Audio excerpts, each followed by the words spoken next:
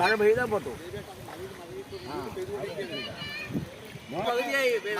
മംഗളത്തിനോടെത്തി ഒന്നാം നിലയില്ലേ റൂമിനുള്ളിലെ മുഴുവൻ സോഫയും അതൊക്കെ ഉള്ളൂ. പോയി മണിയൻ്റെ വീട്ടിൽ പോയി അപ്പം ഈ കൊടുക്കൽ വണ്ടിയും പോയിട്ടുണ്ടോ? ഇന്നലെ വൈകുന്നേരം രാത്രി 11 മണിക്ക് പിടിച്ച മഴയാണ് ഇന്ന് പുലർച്ചെ 4 മണി വരെയും ഈ എലവഞ്ചേരിൻ്റെ മലയോര പ്രദേശങ്ങൾ ആകെ ഒറ്റപ്പെട്ട് കിടക്കുകയാണ്.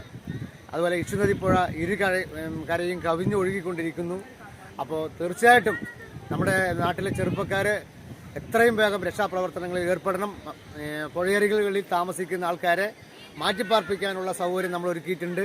അപ്പോൾ അത്തരം വീട്ടുകാരുണ്ടെങ്കിൽ അവരെ മാറ്റിപ്പാർപ്പിക്കാനുള്ള സൗകര്യങ്ങൾ നമ്മൾ ചെയ്യണം.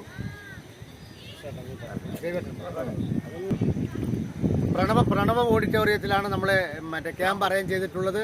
ഇത്തരം രീതിയിൽ വീടുകളിൽ വെള്ളം കയറിയിട്ടുള്ള വീട്ടുകാരുണ്ടെങ്കിൽ അവിടെ വന്നിട്ട് നമുക്ക് ക്യാമ്പ് ചെയ്യാവുന്നതാണ്. അതുകൊണ്ട് തീർച്ചയായിട്ടും അവിടെ യുവജന പ്രസ്ഥാനത്തിലുള്ള യുവാക്കൾ എത്രയും പെട്ടെന്ന് തന്നെ രക്ഷാപ്രവർത്തനങ്ങളിൽ ഏർപ്പെട്ട് അടിയന്തരപരമായിട്ടുള്ള സഹായങ്ങൾ ഏർപ്പാട് ചെയ്ത് കൊടുക്കണം. അതുപോലെ ബന്ധപ്പെട്ട അധികാരികളും ഇപ്പോൾ പറശ്ശേരിയിൽ മോഹനമേഷിൻ്റെ വീട്ടിൻ്റെ 1-ാം നില വരെ വെള്ളം കയറി എന്നുള്ളതാണ് അറിയാൻ കഴിഞ്ഞത്. അവർ കുടുംബം അതിന് മുകളിലുണ്ട്. അവരെ ഇറക്കാനുള്ള ഫയർഫോഴ്സ് എത്രയും പെട്ടെന്ന് തന്നെ എത്തി അവരെ നമ്മുടെ മാറ്റിപ്പാർപ്പിക്കാനുള്ള സൗകര്യം ഒരുക്കണം.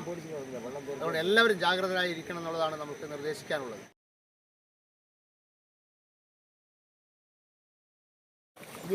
ഒരു മണിക്കൂറുണ്ടാവും.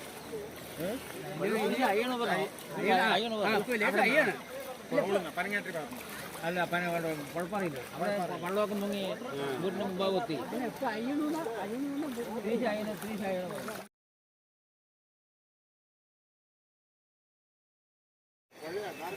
അതെ ഞാനൊക്കെ പറയാം. ഈ പുഴയുണ്ട്, പറശ്ശേരിക്ക് പോണ പുഴയുണ്ട്. അവിടെ മോഹൻബാഷ് അവിടെ കുടുങ്ങി കിടക്കുകയാണ് ഒരു വീട്ടിൽ. മറ്റേ ബാവോട്ടെ കൊണ്ടുവന്ന് മറ്റേ ഫയർഫോഴ്സിൽ ഒന്ന് ഒഴിഞ്ഞു വരാൻ പറയും.